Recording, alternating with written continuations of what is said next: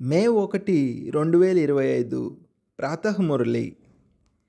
మధురమైన పిల్లలు, మీరు అనంతమైన తండ్రి నుండి అనంతమైన వారసత్వాన్ని తీసుకునేందుకు వచ్చారు. ఇక్కడ హద్దుకు సంబంధించిన విషయమేమీ లేదు. మీరు చాలా ఉల్లాసంతో తండ్రిని స్మృతి చేసినట్లయితే పాత ప్రపంచాన్ని మర్చిపోతారు.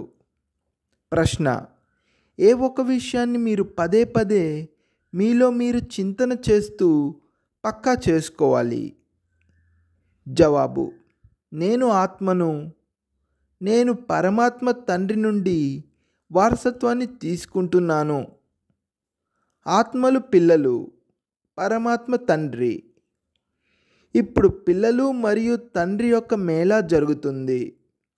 ఈ విషయాన్ని పదే పదే చింతన చేస్తూ పక్కా చేసుకోండి.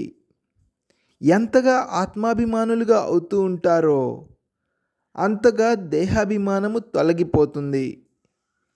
పాట: ఎవరైతే ప్రియమైన వారితో ఉంటారో,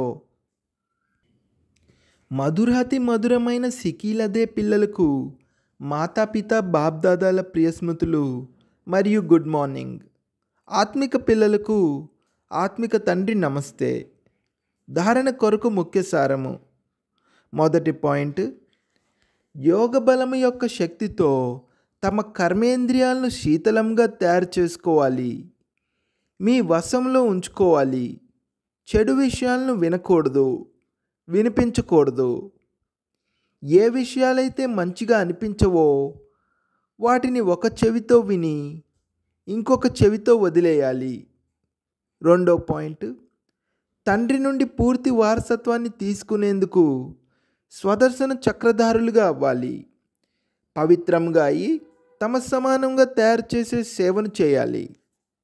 వరదానము: మురళీనాదము వాయిద్యము ద్వారా మాయను సరెండర్ చేసే మురళీధర్ భవ. మురళీలైతే ఎన్నో విన్నారు. ఇప్పుడు ఎటువంటి మురళీధరులుగా అవ్వండి అంటే, మాయ మురళి ముందు సరెండర్ అంటే బలిహారం అయిపోవాలి. మురళి రహస్యం అనే నాదాన్ని ఒకవేళ ఎల్లప్పుడూ మ్రోగిస్తూ ఉన్నట్లయితే మాయ సదాకాలం కొరకు సరెండర్ అయిపోతుంది. మాయ యొక్క ముఖ్య స్వరూపము కారణము. కారణం రూపంలో వస్తుంది. మురళి ద్వారా కారణానికి నివారణ లభించినట్లయితే మాయ సదాకాలం కొరకు సమాప్తమైపోతుంది. కారణం సమాప్తమైతే మాయ సమాప్తమైనట్లే. కారణము సమాప్తమైతే మాయ సమాప్తమైనట్లే. స్లోగన్: అనుభవీ స్వరూపులుగా అయినట్లయితే ముఖముపై భాగ్యం యొక్క మెరుపు కనిపిస్తుంది.